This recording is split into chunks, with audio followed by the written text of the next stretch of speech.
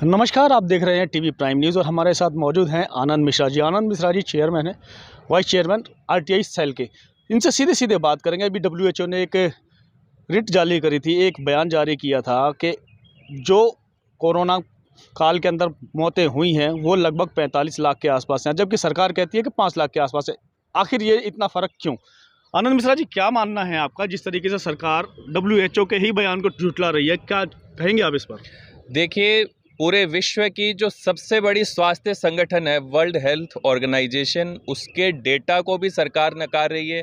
इस देश के जुमलेबाज प्रधानमंत्री हर वक्त झूठ बोलने पे तुले हुए हैं। इससे पहले उत्तर प्रदेश के मुख्यमंत्री आदरणीय योगी आदित्यनाथ जी ने कहा था कि ऑक्सीजन की कमी की वजह से एक भी मौत उत्तर प्रदेश में नहीं हुई है, लेकिन एक आरटीआई के जवाब में उन्होंने ही ये बता दिया कि ऑक्सीजन की कमी की वजह से उत्तर प्रदेश में लाखों लोगों की जो है वो जान चली गई है। गंगा में तैरती हुई लाशों का नज़ारा हम आज तक नहीं भूल पाए हैं।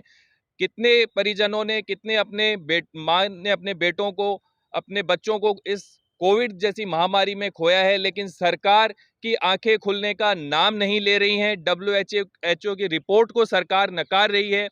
45 लाख से ज़्यादा मौतें इस वक्त पूरे भारत देश में हो चुकी है। कांग्रेस पार्टी आदरणीय राहुल गांधी जी के नेतृत्व में, श्रीनिवास जी के नेतृत्व में लगातार युवा कांग्रेस जो है वो पीड़ित परिवारों के लिए सरकार से जो है मुआवजा देने की मांग कर रही है कि प्रत्येक व्यक्ति के परिवारजनों को 4 लाख रुपए का मुआवजा केंद्र की सरकार, नरेंद्र मोदी की सरकार दे, ताकि उन परिवारों को इस कोविड जैसी महामारी के दौरान जो क्षति हुई है उसमें कुछ राहत मिल सके। सर, एक सवाल यहाँ पर ये भी बड़ा पैदा होता है कि अगर सरकार झुठला रही है डब्ल्यूएचओ के आंकड़े को, तो कहीं जो महामारी का नाम दिया जा रहा है कोरोना का, ये महामारी तो नहीं कहलाएगी? फिर इतनी मौतें तो आम बीमारी में भी हो जाती हैं। देखिए, 4 लाख के करीब मौतें तो शायद इस देश में सड़क एक्सीडेंट में भी जी। हो जाती है, लेकिन इस सरकार ने तमाम उन एजेंसियों पर शिकंजा कस दिया है जो सच बोलती हैं, जो सच जनता के बीच में आना आना चाहिए, उस सच को बदला जा रहा है।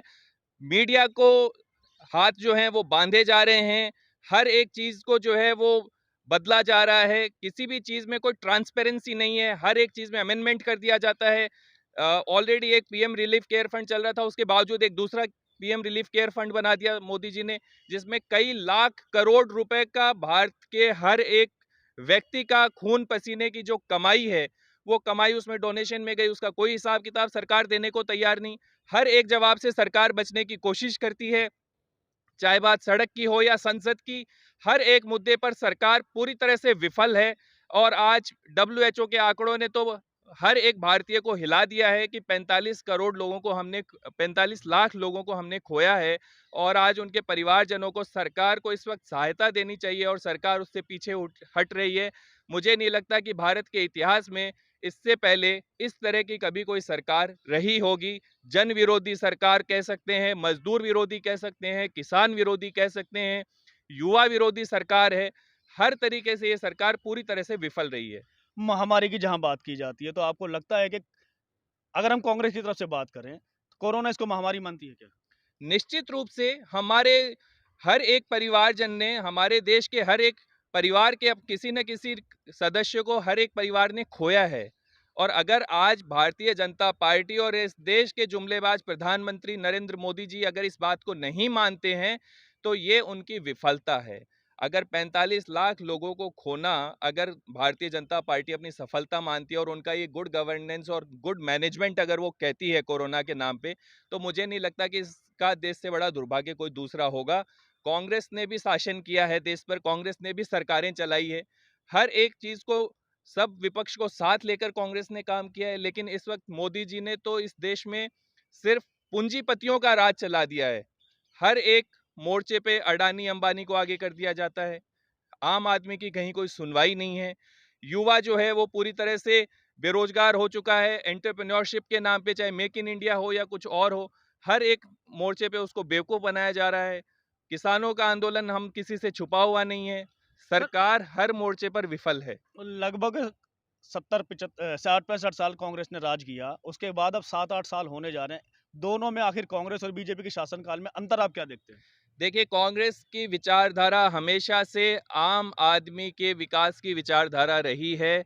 समाज के प्रत्येक वर्ग, चाहे वो किसान हो, मजदूर हो, गरीब हो, आदिवासी हो, महिला हो, युवा हो, हर एक वर्ग को कैसे विकसित किया जा सकता है, उस पर कांग्रेस पार्टी ने काम किया। आज देश में आप देख रहे हैं जो एम्स बने हुए हैं, आईआईटीज बनी हुई है, भाखड़ा नागल बांध परियोजना बनी हुई है, हाईवेज देख लीजिए, इलेक्ट्रिसिटी देख लीजिए, स्वास्थ्य सेवाएं देख लीजिए, एयरपोर्ट्स देख लीजिए, ये सभी देन कांग्रेस पार्टी की है। और पिछले 7 सालों में इन लोगों की जो देन रही है वो तो रही है सिर्फ जुमलेबाजी। 15 लाख प्रत्येक व्यक्ति के खाते में आ जाएंगे।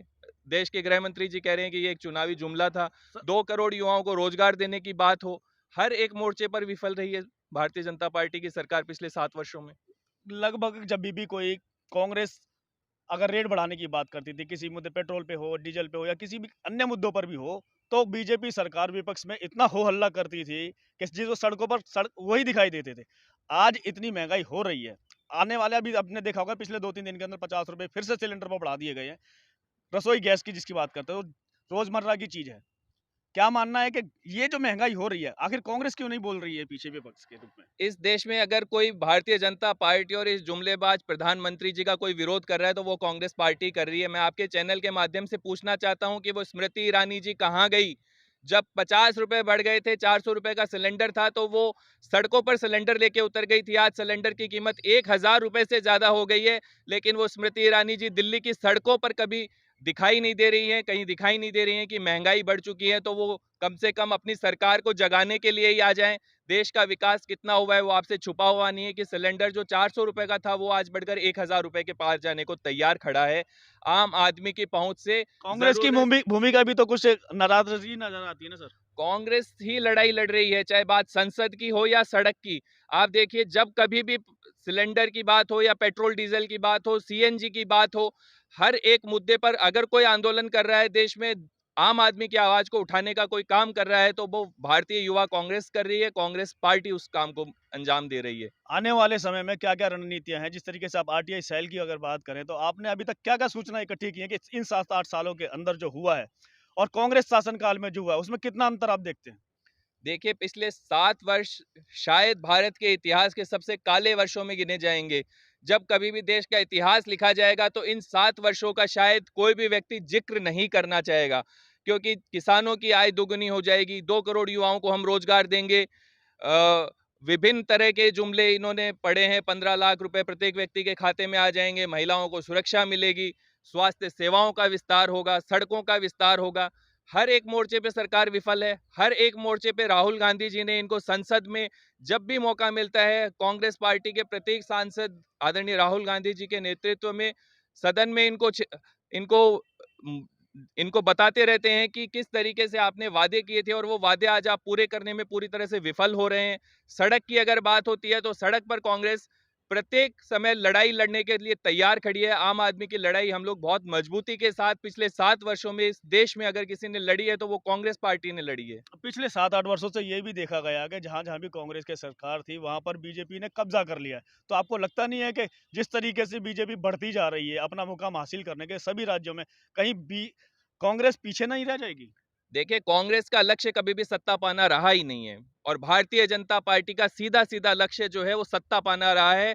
चाहे वो धर्म की बात हो, जाति की बात हो, मजहब की बात हो, मंदिर मस्जिद की बात हो, टोपी की बात हो, वो जब भी चुनाव आते हैं तो कभी भी विकास की बात नहीं करेंगे, महंगाई के मुद्दे पे वो बात नहीं करेंगे, युवाओं को रोजगार देने की बात नहीं करेंगे, महिला सुरक्षा की बात नहीं करेंगे, स्वास्थ्य सेवाओं की बात नहीं करेंगे, शिक्षा व्यवस्था की बात नहीं करेंगे, एम्स की बात नहीं करेंगे, आईआईटी खोलने की बातें नहीं करेंगे, सड़कों का जाल कैसे बिछाया जाए देश में, उस पे बात नहीं करेंगे। जब भी देश में चुनाव होते हैं, चाहे वो किसी भी राज्य में क्यों ना हो, उनका मुद्दा सिर्फ धर्म, जाति, मजहब, टोपी, खाना, इन मुद्दों पर वो चुनाव ले जाते हैं। विकास की अगर आप बात करें तो बीजेपी सरकार में, मोदी सरकार में कहा जाता है कि कांग्रेस ने तो कोई विकास नहीं किया, जबकि जब से बीजेपी आई है तब से बहुत विकास हुआ है।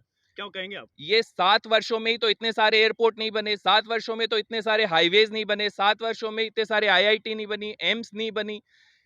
तो कांग्रेस ने ही इस देश को दिया है। जो कुछ भी आज हम देख रहे हैं, कांग्रेस पार्टी आदरणीय जवाहरलाल नेहरू जी के नेतृत्व में जब आजादी के बाद से जब सरकारें काम करना शुरू हुआ, तो इस देश को आधुनिक भारत का निर्माण करने का अगर किसी को श्रेय जाता है तो वो जवाहरलाल नेहरू जी को जाता है। और भारतीय जनता पार्टी ने जो एक 60-70 सालों से विकास की जो एक योजनाबद्ध तरीके से देश का विकास किया जा रहा था, उसको तो अवरुद्ध किया ही किया। साथ-साथ एक विज़न नहीं है इनके पास किसी भी क्षेत्र में ले लीजिए आप। आज किसी भी क्षेत्र में इनके पास कोई विज़न नहीं है कि देश के युवाओं को हम कैसे रोज़गार दें, महिलाओं को सुरक्षा कैसे दें। सबसे ज़्यादा घटनाएँ जहाँ-जहाँ भारतीय जनता पार्टी की सरकारें हैं, उन्हीं राज्यों में घटनाएँ होती हैं। सर अभी पीछे 4-5 राज्यों में चुनाव हुए। अगर इस तरीके का कोई मामला होता, महँगाई का मामला होता, बेरोज़गारी का मामला होता, तो 4 राज्यों में वो जीत कर नहीं आते। क्या मानते हैं आप? देखिए, उनकी तो जीत हुई नहीं है। हुँ। उनको जनादेश 41% लोगों ने ही उनको चुना है। 59% देश की जनता ने, उन राज्यों की जनता ने भारतीय जनता पार्टी को, नरेंद्र मोदी जी के शासन को नकारा है। ये एक सरकार बनाने का तरीका है कि जिसको ज़्यादा सीटें मिलती है, उस पार्टी की सरकार बनती है। लेकिन अगर किसी पार्टी को सत्ता मिल गई तो उसे ये नहीं सोचना चाहिए कि अब वो चाहे जैसे मनमर्जी करने लग जाए, आम आदमी की बात को दबाने लग जाए। ऐसा काम कांग्रेस पार्टी ने पिछले 70 सालों में कभी नहीं किया है। तो जिस तरीके से हमारे साथ बात हुई अभी महँगाई की और रोज़गार को एक बेरोज़गारी के मुद्दे को लेकर के, साथ ही साथ जो कोरोना काल के आंकड़े सरकार ने झुटलाए, उन पर भी साफ-साफ जवाब दिया। इनका साफ-साफ कहना है कि कांग्रेस अगर नहीं होती पिछले 70 साल में, तो बीजेपी ने जो 7-8 साल में विकास की बात करते हैं, वो विकास को जो विनाश की ओर लेके जा रहे हैं, बेचने का जो कार्य कर रहे हैं, वो केवल बीजेपी कर रहे हैं, बनाने का कार्य केवल कांग्रेस ने किया था। आने वाले समय में और क्या-क्या कठिनाइयाँ होंगी, क्या-क्या परेशानी होंगी, ये देखने का विषय है और सोचने का विषय है। जनता को सोचना चाहिए कि अगर अपना भला और चाहते हैं, तो उन्हें एक सही सरकार को लाना होगा, मानना होगा, तभी जाकर के इससे निजात पाई जा सकती है। इसी के साथ मैं सुनील अभय, टीवी प्राइम न्यूज़।